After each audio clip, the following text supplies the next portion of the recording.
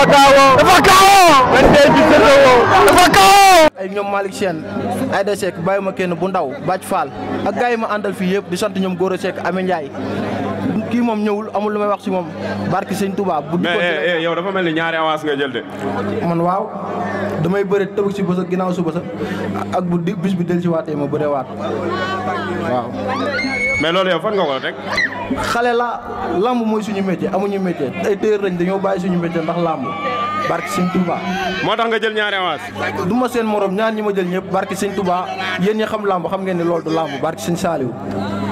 lan ngay wax sa adversaire Reug Reug. moom comme que ñëwul sama wax du bëri si moom leen rek laa koy yóbbante yàlla faralul kenn lu mu la may sa morom la ko jëlee góor du yërëm góor ku jekk sa morom rey barki sëñ Saliou. yow Reug Reug amul yërëm. ku jekk sa morom rey góor du yërëm góor. wooteel. waaw maa ngi woo waa arrêt guy ga di woo waa café gi waa arrêt jeex jàmm sama arrêt Trondo waa arrêt raay ba bàyyi ma fenn di woo waa penc mi nim gi di woo sama garant yi ñoom si raja ay Babylone di woo laay côté ni ko combat bi combat am la ak Assane Londam combat bi moom laa ko bëreel barki sëñ Touba dafa sonn si man lu nekk la may defal am ma fayam barki sëñ Saliou di sant sama yaay bu baax a baax di ko santaat bu baax a baax ndax am ma fayam nu ma mel moom la barki sëñ Saliou Mbacke di sant di Baye Talambeng Chéri Amy Ndiaye di ko ñaanal guddi fan ak wér gu yaram damaa jël en charge moom di sant sama yaay deet barki sëñ Touba am ma fayam Baye Ndaga Mbeng di sant maire Yacine Baye bu baax a baax ak Père Ndiaga barki sëñ Touba. jaajëf.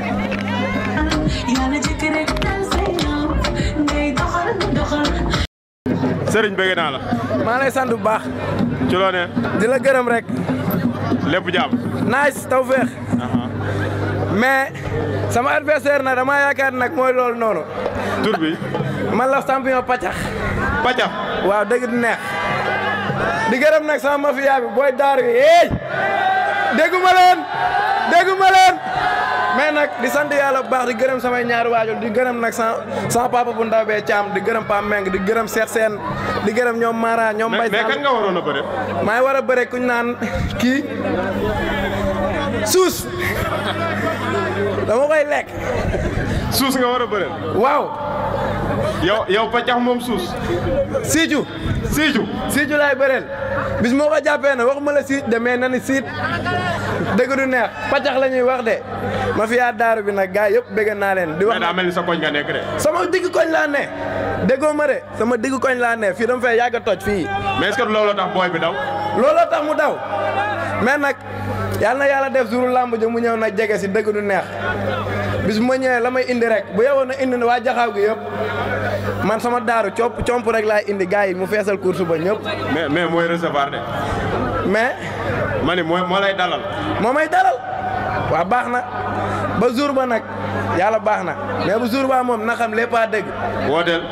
di gërëm gars yëpp di gërëm ñëpp di si woo nag ay ñoom Cheikh Sène ay ñoom Mara Mbaye Sall ñoom ay ngem bu yeboo ñu waajal ma ay ñoom Papalo Thiam maa ngi koy gërëm bu baax di gërëm Pam Meng ñoom ñu jàpp si combat bi di gërëm ñëpp di bo ñoom ñëpp ñu waajal ma incha allahu rabbi xam ne nag bis ba du yomb barke Alaaji Fallu jaajëf.